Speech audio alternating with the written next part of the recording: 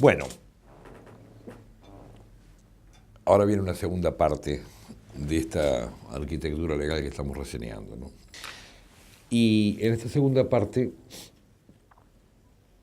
se supone ya preparado por una introducción como la que hice en la primera, estamos más preparados para saber cómo se aplica todo esto en la práctica, ¿no? ¿Qué pasa con la realidad de todo esto, ¿no? O sea, cómo es la arquitectura legal en la práctica, qué gente viene a consultarnos y por qué, ¿no? Si uno pudiera decir, yo soy penalista, la gente entiende, me dedico, no sé, a los delitos. Si uno dice laboralista, entiende. Ahora cuando uno le dice, soy un especialista en arquitectura legal, lo entiende menos. Hay un amigo mío que me llama el doctor Catástrofe. Me llama el doctor Catástrofe porque él cree que yo intervengo. Cuando digo yo es el estudio, no yo, es un grupo de gente muy grande que le debo todo, ¿no?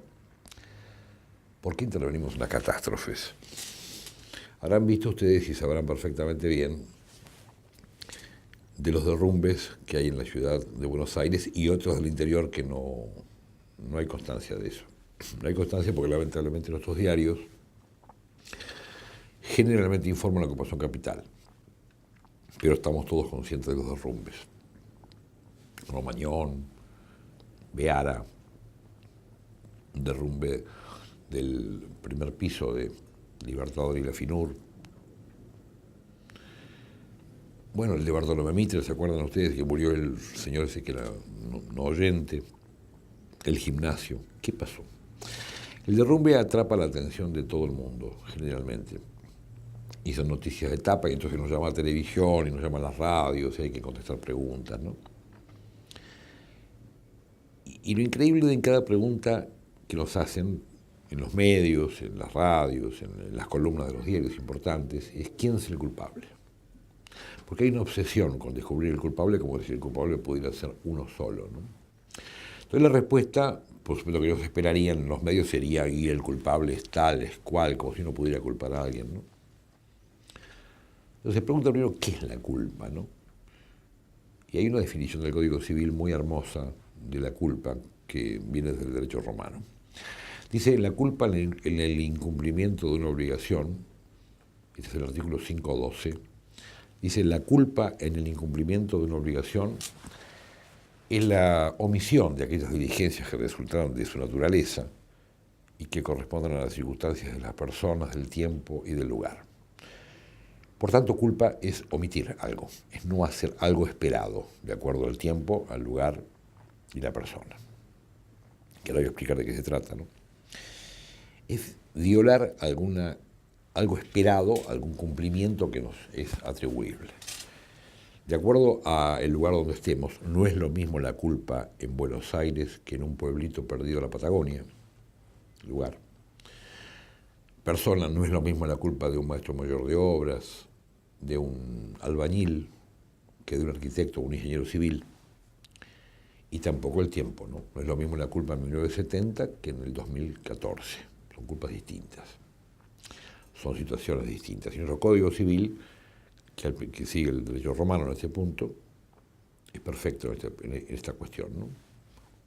Entonces, primero lo que hacemos es, cuando nos preguntan quién fue el culpable de un derrumbe, es verificar si ha habido o no un incumplimiento. Decimos, a ver, ¿qué incumplió tal o cual tipo? Ahora, por ejemplo, el proyectista, que puede ser diferente del constructor, del vendedor, del empresario, del fiduciario, digamos que fuera el caso, del vendedor, de la inmobiliaria. ¿Y quién incumplió? Examen de proyectista. ¿Su proyecto es completo o es incompleto? Es incompleto, tenemos un defecto de proyecto. Es un proyecto que está equivocado, tenemos un defecto, un cálculo de transmisiones de carga, un cálculo estructural equivocado. Bueno, primero vamos a hacer un examen de su proyecto. Lo vamos a examinar, obviamente, ese proyecto a la luz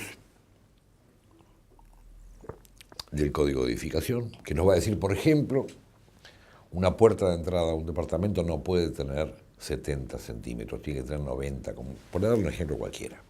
Yo pongo una puerta de entrada a un departamento de 70 centímetros, que es la misma puerta que va a ser buena para entrar al baño o a un dormitorio, yo tengo un defecto de proyecto, aunque fuese aceptado por la municipalidad.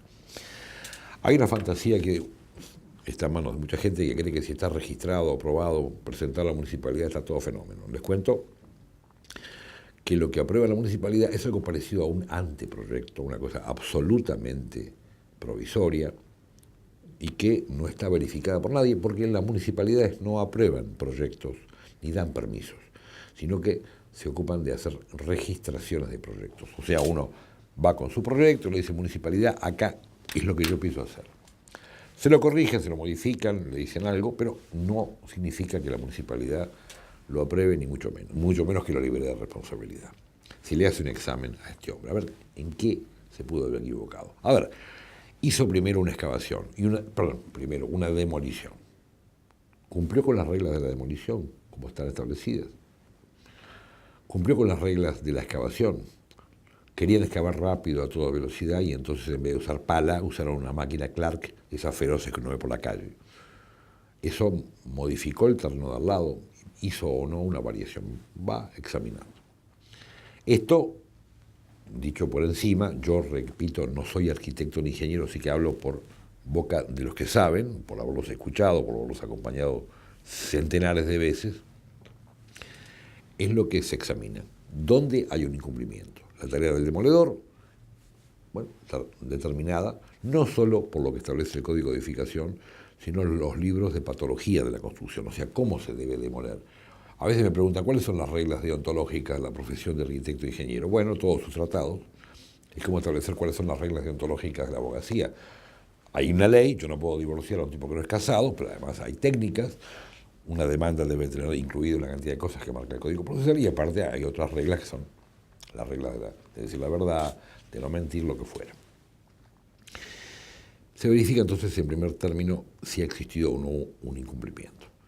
Cuando yo era chico siempre creía que los grandes defectos estaban en la construcción. Hoy me doy cuenta que los grandes defectos están en el proyecto. Porque además, la construcción nadie sabe qué pasó. A lo sumo hay fotos, el proyecto no, el proyecto está registrado ante un organismo de control. Fíjense ustedes qué cosa curiosa. Un proyecto de una operación no se registra ante el Ministerio de Salud Pública. O sea, si yo fuera médico y le operara al señor, al camarógrafo, a la gente que me está asistiendo en este momento, y dijera, lo voy a operar, no tengo que presentar un plano de la operación ante el Ministerio de Salud, que podría ser perfectamente bien, y si tengo que presentarlo, si voy a hacer una obra.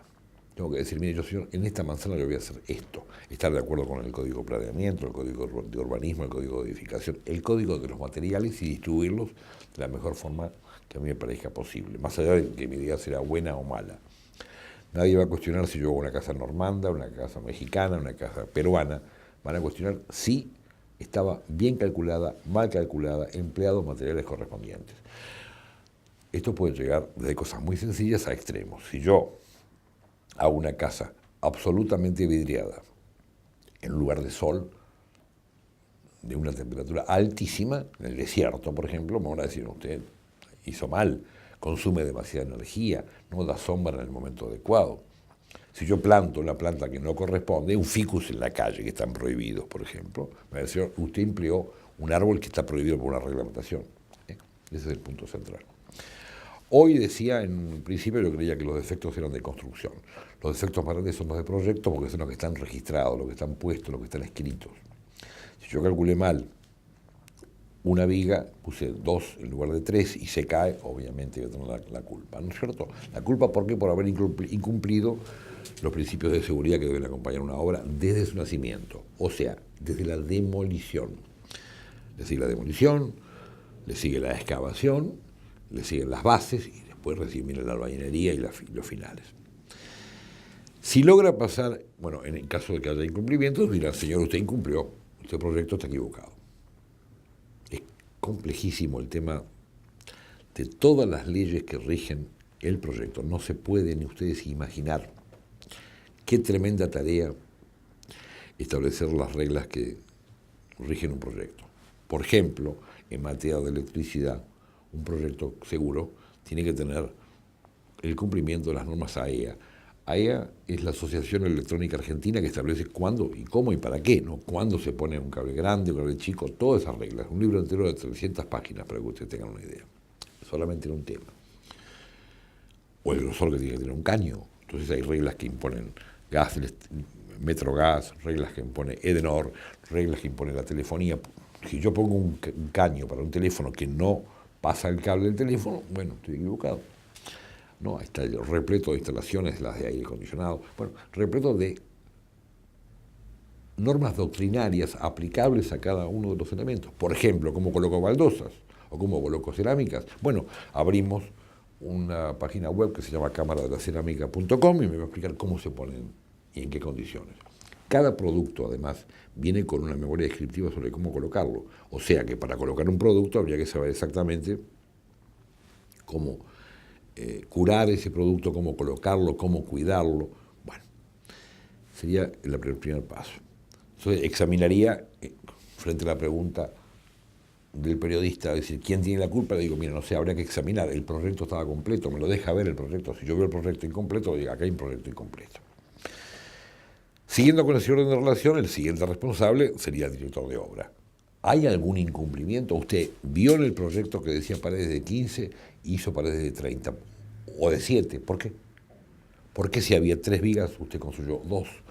Y pero a último momento fue cambiando. El problema está en que la obra se va cambiando con el tiempo, porque van habiendo diversas realidades. La realidad proyectual y una realidad real, que es cuando vienen, no sé, un especialista en aire acondicionado le dice, léveme otra pared porque si no, no voy a poder poner el equipo que quiere el comitente. Y está el tema famoso de lo que el comitente decide en la obra. El comitente es una persona que va a exposiciones, a ferias, y dice, qué hermosa esta madera de caoba, por ejemplo, como la que está acá. ¿Me puede poner un piso de caoba? Y la caoba es buenísima, pero habrá que saber si la caoba aguanta o no aguanta la pisada en la cocina. Quizás se rompe rápidamente. Entonces, el profesional lo que debe hacer es actuar rápidamente, y cuando le eligen el tipo de material que va para la obra, dice, mire, está buenísimo, pero no es para su obra, ¿no? Porque el comitente finalmente siempre va a negar, después va a decir, yo no sabía, y el juez va a decir válidamente, usted era el arquitecto, ¿entienden, no? O sea, si mi cliente quiere, como abogado, demandar por 10 millones de pesos, pero yo me doy cuenta que le van a dar 500.000, yo no lo puedo demandar, yo no la demanda por 10 millones de pesos, le tengo que decir, mire, por 10 millones que se lo demande otro, yo lo demando por 500.000 pesos. Esa sería un poco la idea, porque después no va a haber escapatoria, no voy a decir, él quiso, ¿no? Él quiso. Aparte esto no es un shopping, así como uno no va a la farmacia y elige el remedio y dice, me gusta este, me gusta el otro, el de color violeta, el de color verde, ¿no? Acá es lo mismo. Lo cual es muy difícil, por supuesto, más fácil es de decir que de cumplirlo, pero así debiera ser. Bueno, este sería el punto. Si lograra, que casi nunca pasar de que no hay reproches al proyectista y al director de obra, habría un nuevo reproche que es al constructor.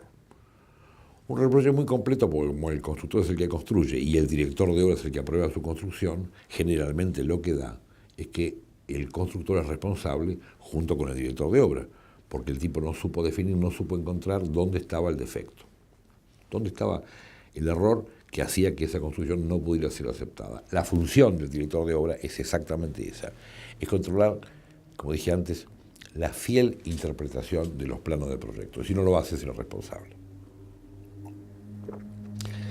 Es por eso que la disposición del artículo 1646 del Código Civil, la que habla sobre ruina, establece con toda claridad que la responsabilidad es para el constructor. Hubiera vicio de suelo, vicio de construcción, vicio de emprendimiento. Pero esta responsabilidad es extensible en el caso de ruina a proyectista y director de obra, dice el Código Civil 1646, de acuerdo a las circunstancias.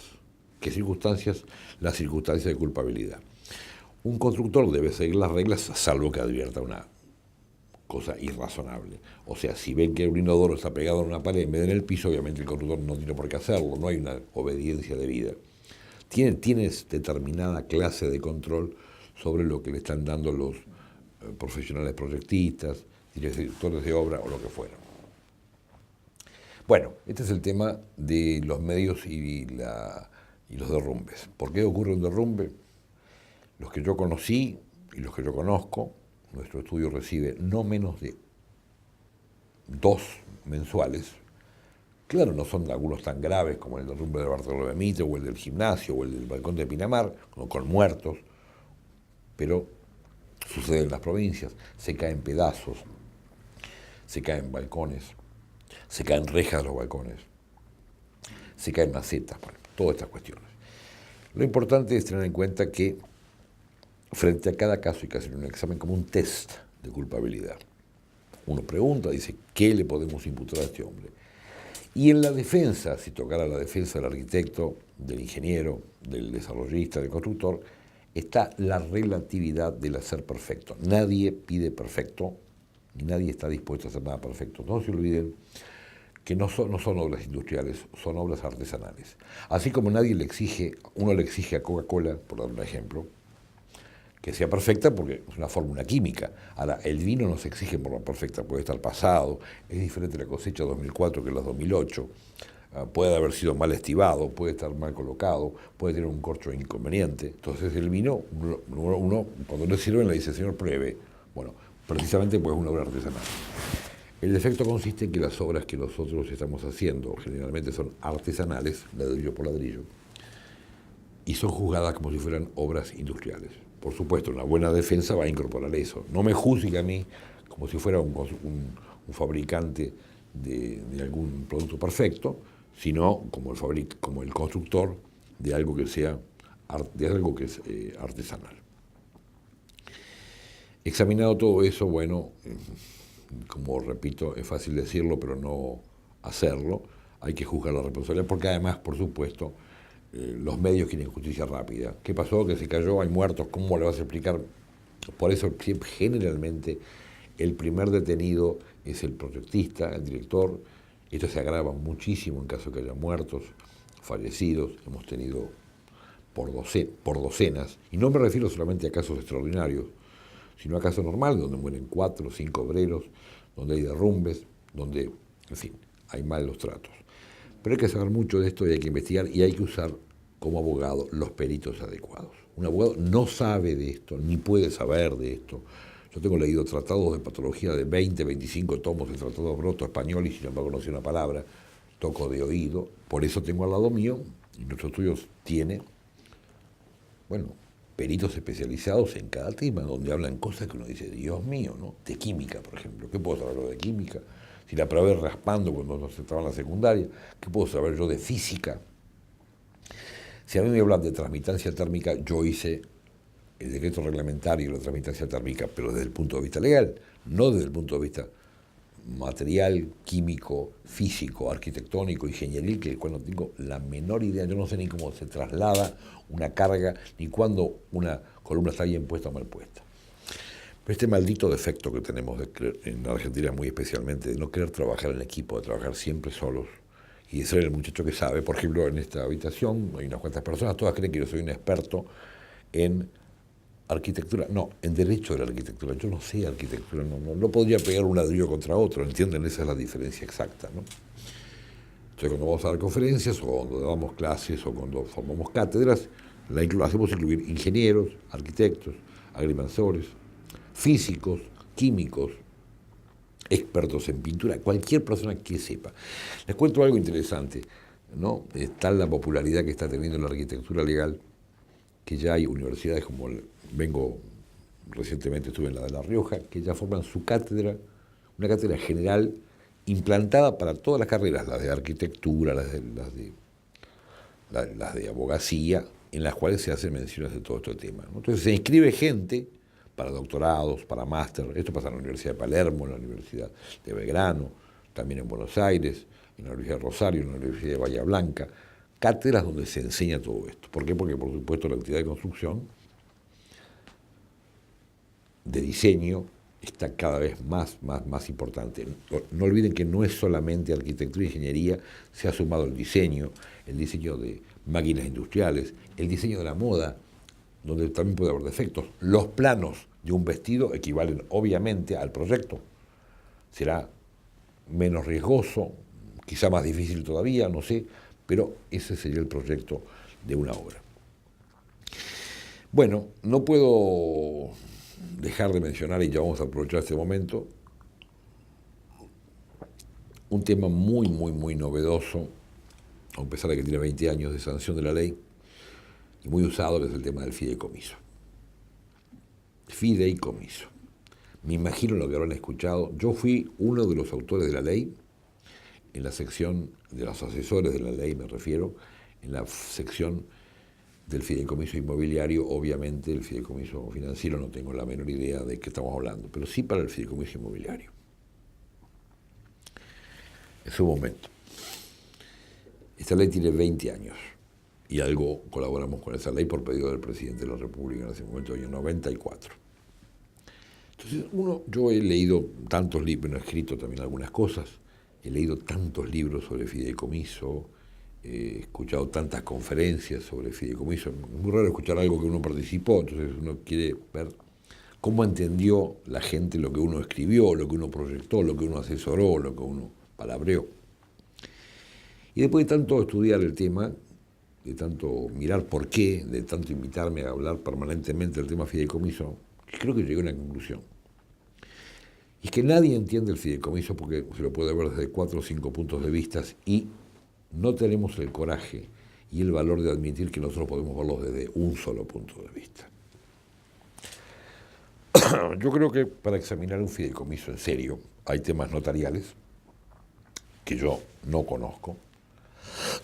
Me refiero a temas de escribanía, donde tendrá que intervenir la opinión de un escribano. Por ejemplo, para decirnos si vale la pena hacerlo por la escritura pública o por instrumento privado. Creo que también correspondería que actuara en ese fideicomiso como asesor un contador, un licenciado en economía, un experto en economía, para explicarnos cuándo paga impuestos, no paga impuestos, que sí, que no, que nos conviene, que yo tampoco sé de qué se trata, si es la parte contable. Un tercer componente de este grupo, que sería un arquitecto, un ingeniero que nos explicara qué construir, porque fideicomiso, lo importante es que terminar una obra, ¿no? Y en cuarto lugar, un abogado. Ni hablar de cómo se va a vender, intervendría un experto en comercialización, de cómo se va a propagandear, un experto en marketing, pero uno tiene la tendencia de querer saber todo. Entonces cuando vienen y me preguntan, me dicen, dígame, desde el punto de vista contable, ¿qué nos conviene? Respuesta, les conviene ver un contador. Y desde el punto de vista notarial, ¿qué nos conviene? Les conviene ver un escribano. ¿Y qué hacemos en esta obra? ¿Le parece bien que hagamos 10 de 2 pisos o uno de 4 pisos o todo un ambiente para vendérselo a estudiar? Eso le corresponderá a un arquitecto o a un experto en economía. Y cobramos por adelantado o por atrasado. Eso verán a una persona que sepa, ¿no? Y uno se va como podando, ¿no? Y el cliente, en serio, la gente que es seria, entiende cuando uno le dice, yo no sé de eso. No saben lo difícil que es decir yo no sé. Les cuento 40 años después de haberlo recibido, 40 años después, y 37 después de haber hecho arquitectura legal, yo que estoy considerado que soy lo que pasé en el mundo, quizás el mejor, sigo estudiando porque no sé, hay que seguir estudiando y ni hablar lo que no corresponde a nuestra profesión, ¿no? Si nos metemos en el tema, si no conocemos el fondo de la cuestión, no basta copiar la ley de Estados Unidos sobre los developers, por ejemplo. O sea, cuando se crean los desarrollistas, por dar un ejemplo cualquiera, en Estados Unidos, se crean sobre la base de los desarrollos que se hacían en Florida, que eran pantanos mugrientos, donde se le daban posibilidades a gente que quería hacer inversiones allí, Walt Disney, por ejemplo, que acá no tiene nada que ver. Llamamos desarrollista acá una cosa que no tiene nada que ver con el desarrollista norteamericano, ni les digo nada que ver con el desarrollista mexicano. Y ahora, porque antes era más difícil gracias a Internet, está todo mezclado. Hace poco vi un contrato de fideicomiso, pregunté qué raro que es, de dónde lo sacaron, pregunté, me lo trajeron para revisar. Me dijeron, mire, no sé, está en la web, deme la dirección. La dirección tenía una bandera que era como la Argentina, solo que me parece que era de Honduras o de Nicaragua, ¿no? Creo que era parecida, celestita, blanca, con alguna cosita en el medio. En el sitio web creo que decía NIC, algo así, entonces NIC o ON o AN, qué sé yo, era, o PR, que era Puerto Rico, copiando un contrato para Argentina hecho en Puerto Rico y viceversa. La máxima nos pasó hace 2 años. Voy a dictar una conferencia a Cancún, nos invitan de todos los países a charlar, a dar conferencias, a dar clases abiertas, a formar cátedras. Estábamos en Puerto Rico, entonces un señor con acento norteamericano me dijo que él usaba los contratos que estaban en la web de un lugar que era Tachman. ¿Te conoce? La verdad que yo creí que era una universidad de Estados Unidos, ¿no es cierto? Bueno, la cuestión que no era Tachman, era Tucumán, y eran versiones que habíamos hecho nosotros para el Colegio de Arquitectos de Tucumán. Miren ustedes, esto fue una conferencia en el hotel B2B, o sea, B2B, que se hizo en Cancún. Usaba los contratos de Tachman, y Tachman era Tucumán. Que nosotros habíamos preparado los contratos para Tucumán desde Buenos Aires. Bueno, entonces este basural que se ha organizado en Internet, que es anárquico, que uno copia cualquier cosa, tiene que tener mucho, se puede, pero hay que tener mucho cuidado. Mucho cuidado. Antes por lo menos había lo traje de Italia. Entonces traía un papel que decía, yo lo traje de Italia con mis manos. Se aseguraba de cosas que hoy no. Hay que tener cuidado con todo esto. Si me dijeran qué es lo más importante de un fideicomiso, es cuidar de qué estamos hablando. De la parte contable, de la parte económica, de la parte de venta, de la parte de arquitectura, de la parte de derecho. En lo que a mí concierne el derecho, les digo, es una ley que se hizo en Argentina hasta 24.441, que tiene leasing, que tiene desregulación de ciertos aspectos constructivos en la capital federal, un montón de otras normas, y que contiene el tema del fideicomiso. Lo primero que hay que decir es que el fideicomiso existe desde siempre. Los romanos lo usaban hace 2000 años. 2000 años. ¿No? Si ustedes creen que es una novedad, pobrecitos.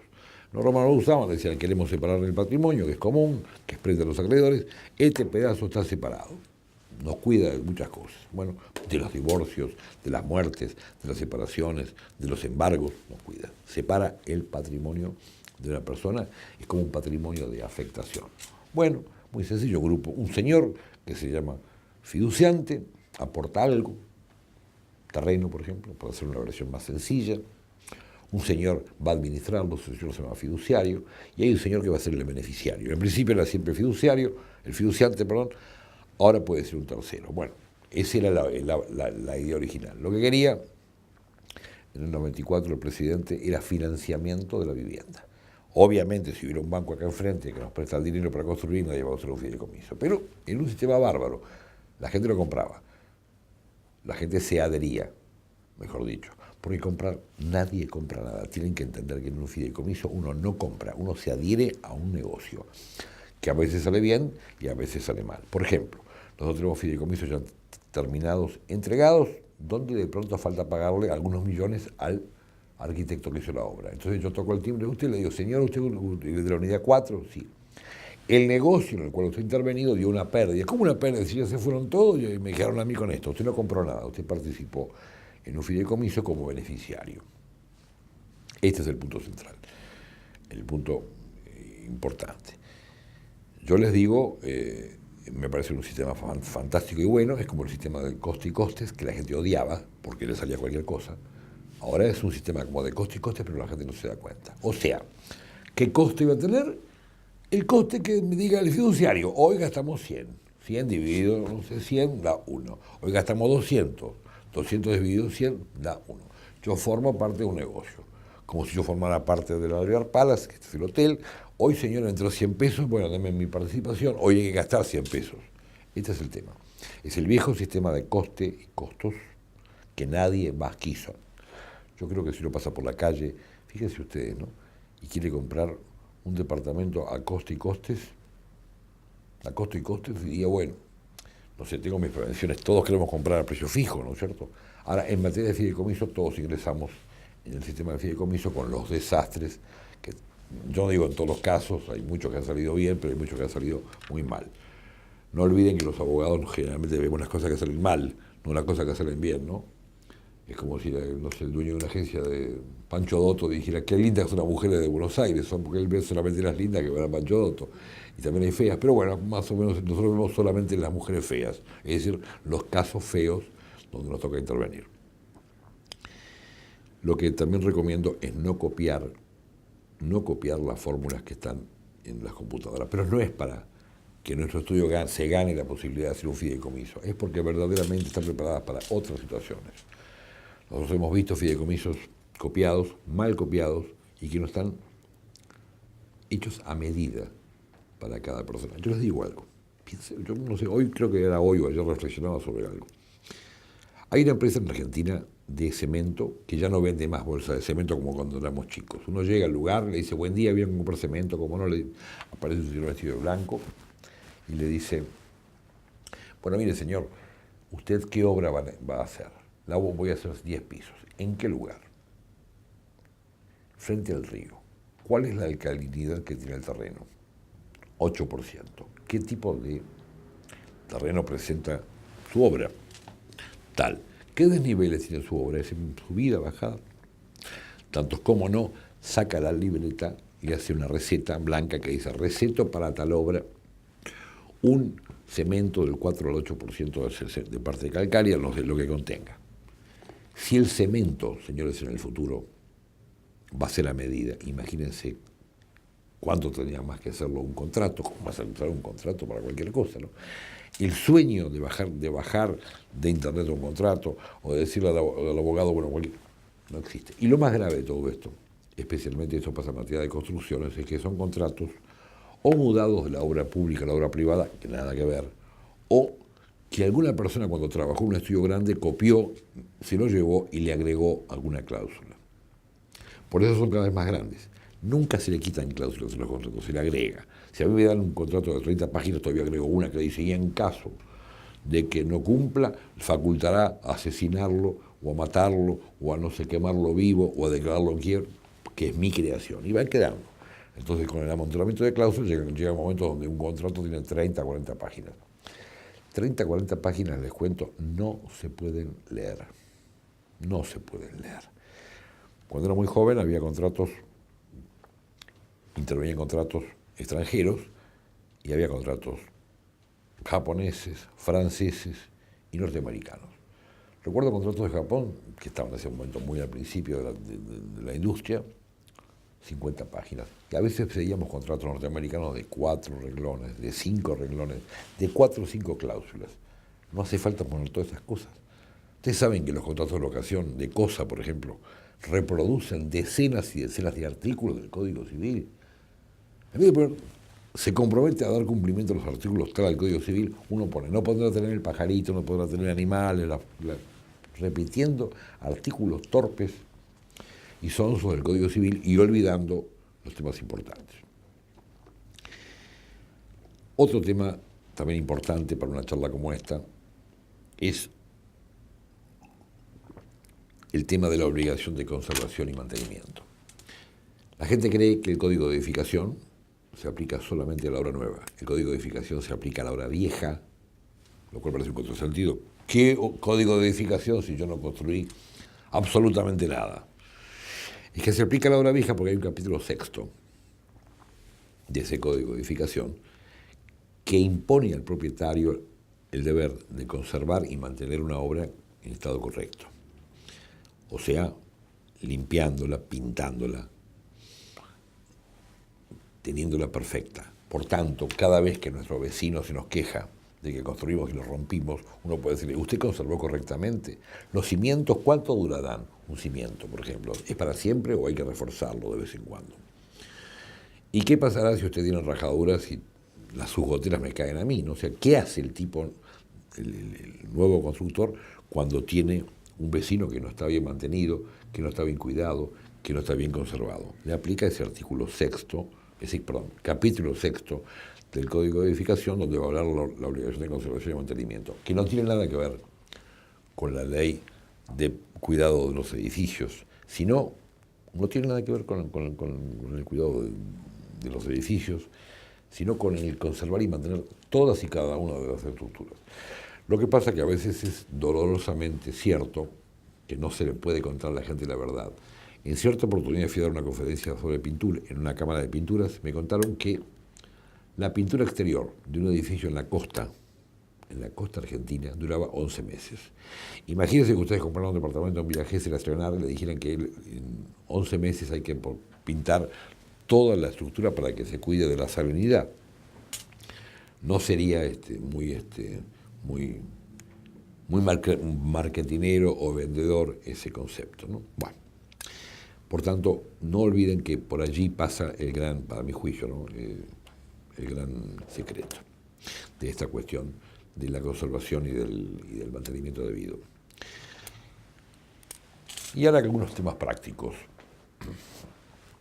¿no? En la lucha tenaz que hay entre los constructores, los arquitectos, los ingenieros y los comitentes, lo que está en debate es siempre lo mismo, ¿no? O sea, no se puede haber empleado materiales de mala calidad y pretender una obra en serio. Un material de mala calidad forma un producto de mala calidad. Yo recuerdo en la introducción al libro de Petrona, el libro de cocina, ¿no? Donde la criticaban a Petrona C. de Gandolfo, que era amiga de mi mamá. Estoy hablando hace mucho, por supuesto. La criticaban porque gastaba mucho. Y la criticaban. Cuando ella decía siempre, mira, hay platos caros, cazuela de mariscos, y hay platos económicos como, bueno, no me acuerdo, ropa pobre, algo así se llamaba. Pobre, bueno, ya no me acuerdo.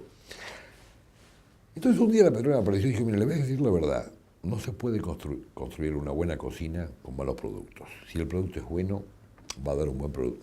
Si los materiales que uso son buenos, van a dar un buen producto. Y si son medianos, el producto va a salir mal. Una buena sopa de verdura, que a mí me encantan, uno puede comprar la bandejita y la tira, o puede mandar a hacerla, cortar las verduras una por una, y tienen dos gustos totalmente distintos. Así la obra. Usar materiales de mala calidad, bueno, tiene su problemática. Y se supone que para ganar más a veces se emplean materiales de mala calidad. Hay edificios que tienen 6 años y parecen de 60. Hay edificios que tienen 10 años y están absolutamente destruidos. Y edificios que son de 1930, o sea que tienen casi 90, 85 años y están perfectos. El tema pasa por la calidad de los productos que se están poniendo. Por eso es tan importante cuando uno compra, cuando uno manda a construir, ni hablar, saber qué productos vamos a usar y cuáles de esos productos tienen garantías y cuáles no. Estamos desacostumbrados a exigir garantías de los productos que compramos.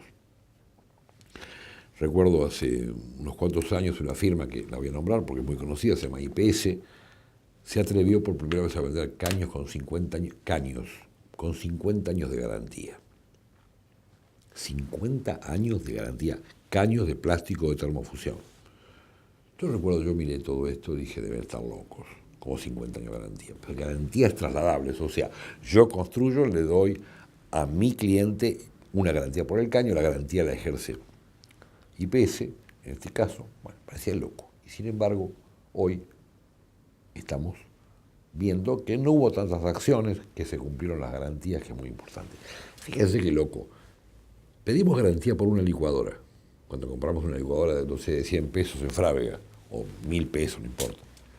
Nos entregan, yo me acuerdo hace poco compré un celular, me dieron una garantía, un par de anteojos me dieron una garantía, creo que por 3 años de un cristal. Y no se pide garantía por lo que estamos incorporando a nuestra casa. No hay garantías. Uno se pregunta, ¿por qué hacemos esto?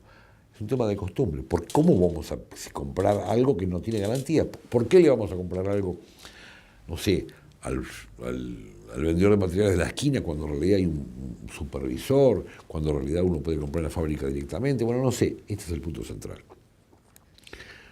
Cuando uno va a una feria de esas famosas, Fematec, Expo Vivienda, ¿no? Tiene que preguntar, perdón, ¿este producto que usted me quiere vender tiene garantías? Pero por supuesto, nadie se ha quejado nunca, no, le pregunté si tenía garantía.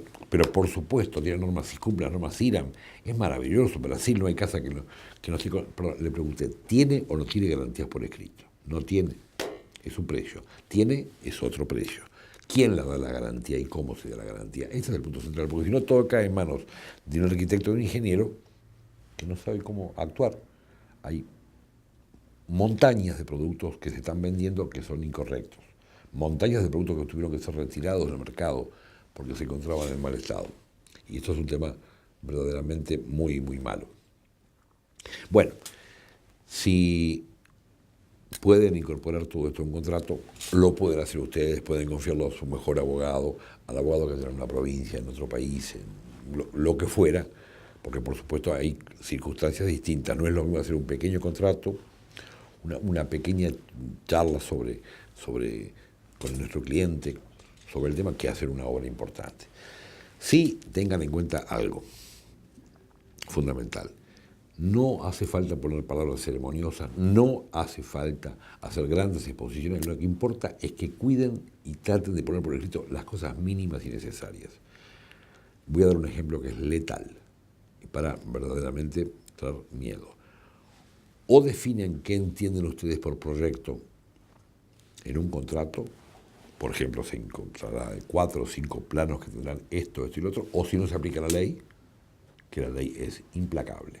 Es decir, si no aclaramos qué estamos definiendo a cambio de lo que estamos dando, el problema que se nos planteará es, por supuesto, obvio.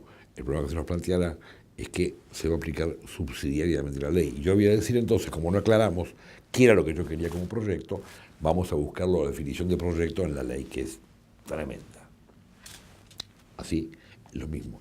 Si no aclaramos qué entendemos por dirección de obra, nuestro comitente quizá crea que dirección de obra es vivir en la obra o venir a trabajar como un obrero todos los días, cuando en realidad no es verdad. Nosotros no hemos contratado nunca eso.